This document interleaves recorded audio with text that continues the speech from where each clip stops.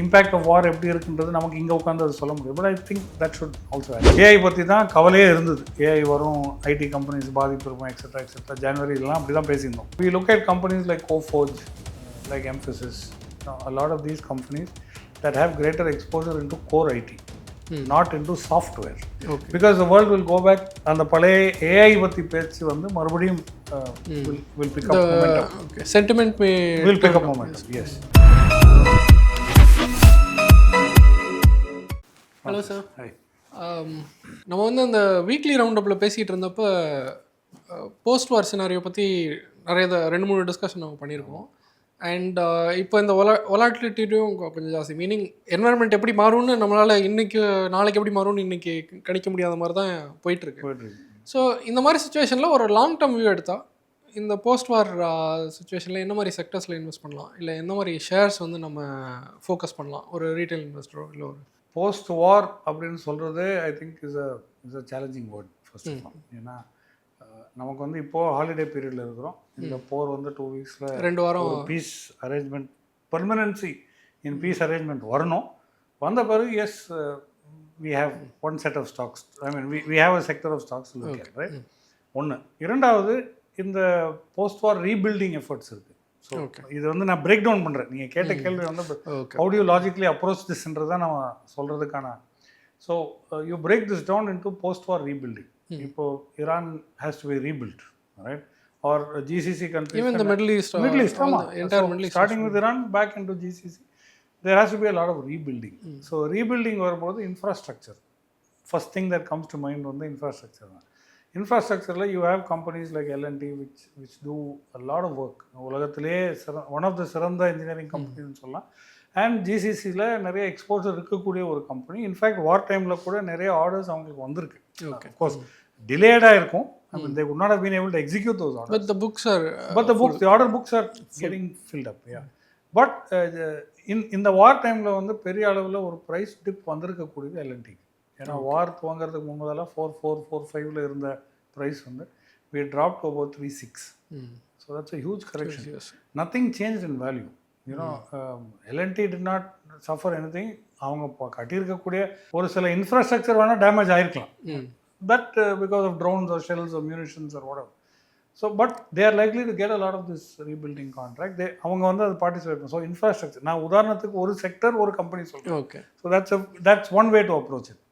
The second thing, of course, I think a very challenging thing will be auto sector. நமக்கு வந்து autos வந்து பெரிய அளவில் in fact நான் எதிர்பார்த்தது கூட. பிகாஸ் இந்த சீசனில் போஸ்ட் வார் மட்டும் பார்க்காம ரிசல்ட்ஸும் சேர்ந்து கலந்து வரப்போகுது. So your going to get a very strange mix. இந்த கன்காக்ஷன் வந்து ஒரு சம்டைம்ஸ் வாலட்டைலாக கூட இருக்கும். நம்ம யூஸ்வலாக வார் டைமில் வந்து ஆட்டோ செக்மெண்ட் வளராது அப்படின்னு நினைக்கிறோம். But I think looking at sales numbers, the auto segment can actually do or deliver கொஞ்சம் சர்ப்ரைசிங்காக ரிசல்ட்ஸ் கொடுக்கக்கூடிய வாய்ப்பு இருக்கிறது. So I would rather put a little bit of money on auto. Auto கவனிக்க வேண்டும் என்றது. You know I am looking at 4-wheelers, 2-wheelers and so on. So this is going to be more maybe within that electric and maybe growth jastiya irukkalam. Electric they could have been off take, but I still believe commercial regular vehicles and commercial vehicles are the ones, IC engine vehicles, right? Petrol or diesel, whatever. Electric valandirukum, na illenla solla, there are more electric vehicles and so on, but I think auto as a whole will actually do well. Yeah. So that is a segment for us to possibly look at, right? So மூணாவது வந்து நம்ம IT surprisingly அதெல்லாம் right off பண்ணியிருந்தோம். ஏஐனால we are going to fall, etc. etc. Flat growth இருக்கலாம். But I think there has to be company or நம்மளோட focus வந்து அந்த பேக் டு ஏஐ. இந்த போஸ்ட் வார் சினாரியோ கேட்கும்பொழுது we have to go back to where the post war pre-war scenario was, and that was more focused on AI. AI பற்றி தான் கவலையே இருந்தது. AI வரும், ஐடி கம்பெனிஸ் பாதிப்பு இருக்கும், எக்ஸெட்ரா எக்ஸெட்ரா. ஜனவரிலாம் அப்படி தான் பேசியிருந்தோம். So we look at companies like Coforge, like Emphasis, a lot of these companies that have greater exposure into core IT, not into software. Okay, not like a traditional TCS, Infosys, Wipro, HCL Tech. நான் வாங்கக்கூடாதுன்னு நான் சொல்ல வரல, இல்லை வாங்குன்னு நான் சொல்ல வரல. அது result பார்த்து முடிவெடுங்க. பட் இந்த மாதிரி கம்பெனிஸை நீங்கள் exposure with persistent systems for instance, இந்த மாதிரி கம்பெனிஸ் எல்லாமே ஒரு எக்ஸ்போஷர் பிளான் பண்ணக்கூடிய ஒரு நேரம் இந்த post war scenario. Okay. Because the world will go back. அந்த பழைய ஏஐ பற்றி பேச்சு வந்து மறுபடியும் will pick up momentum. Okay. Sentiment will pick up momentum. Yes. Obviously rebuilding வரும்போது you need financing. நம்ம economic growth, நம்ம focus எல்லாமே வந்துடும். So banking and financials likely to do well. Borrowing will continue to remain healthy. NBFCs. So post-war scenario, I think banking and financials also likely to do exceptionally well. And I think one other sector outlier-ஆ இருக்கக்கூடியது வந்து pharmaceuticals இருக்கும். Okay. ஏன்னா இந்த வாரில் வந்து பெரிய அளவில் பாதிப்பே அவங்களுக்கு வரல. Now usually defensive sector அவங்க வந்து பொதுவாக இந்த வார் சினாரியோவில் வந்து எக்ஸப்ஷனலாக இல்லை இந்த மாதிரி நெகட்டிவிட்டி வரும்போது பெரிய அளவில் பர்ஃபார்ம் பண்ணக்கூடிய ஒரு செக்டராக இருக்கும்.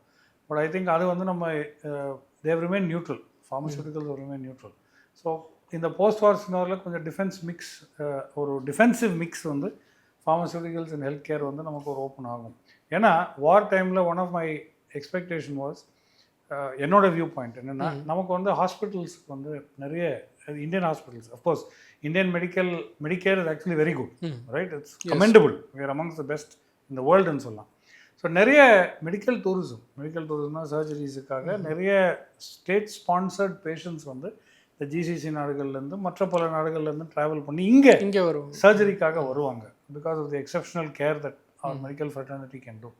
அதெல்லாமே இப்போ தற்சமயம் குறைஞ்சிருக்கலாம். ஏன்னா ஏர்ஃபேர் கூடியிருக்கு, ட்ராவல் இஸ் இம்பாசிபிள். ஸோ அதெல்லாமே will bounce back. So you might find huge build. அந்த வெயிட்டிங் லிஸ்ட் வந்து பயங்கரமாக வளரும். Order books for surgery and treatment can also grow. Okay, கமர்ஷியலாக பேசும்போது. Okay, right? And I think health care is one such segment that will can actually benefit. So longer term view we get back to that. ஏன்னா they could be impact of war எப்படி இருக்குன்றது நமக்கு இங்கே உட்காந்து அது சொல்ல முடியும். But I think that should also add. Then of course you have leisure travel and aviation. Because they are down now. Yeah, they are down now. Crude price. So ATF will probably change back. Seating capacities, everything will grow. Flights will get back to normal. Defense as a sector நீ எப்படி பார்க்குறீங்க? There has been a rally. Yeah. அது கொஞ்ச நாளைக்கு முன்னாடி வரைக்கும். இப்போ திரும்ப அதில் ஃபோக்கஸ் வரும்னு நினைக்கிறீங்களா? இல்லை, டிஃபென்ஸ் ஸ்பெண்டிங் வந்து நமக்கு கொஞ்சம் அதிகமாக தான் இருக்கும். And more so now with Pakistan playing the, because this is closer to our border. I mean ரஷ்யாலையோ யுக்ரைன்லையோ நடக்கிறத விட ஈரான்றது it's just across the border. It's Pakistan's neighbour. Neighbour, correct. And with Pakistan, that's what I was starting to say. With Pakistan playing the peacemaker, definitely, that gives them a little upper hand than we think. நம்ம estimate பண்ணுறதை விட defence spending actually budgeted ப்ரொபோசலுமே அப்படி தான் இருக்குது. Defence spending போடுறதுக்கான தான் expense இருக்குது. I think that will definitely be on the pipeline, but that is not a post-war thing. It's an ongoing thing. It's a growing thing, and a lot of நம்மளோட defences வந்து எக்ஸ்போர்ட்டும் பண்ணுறாங்க. Okay. We also export HAL and BEL and all these guys. They export into a lot of Eastern European countries. நிறைய countries நம்ம defence export பண்ணுறோம். So yeah, that is a all-time, I think, ஒரு market favourite மாதிரி நம்ம வச்சுக்கலாம். Not necessary for post-war. Thank you, sir. நீங்கள் மக்களுக்கு I think they get an idea of how to pick shares in this. So thank you for this. Thanks so much.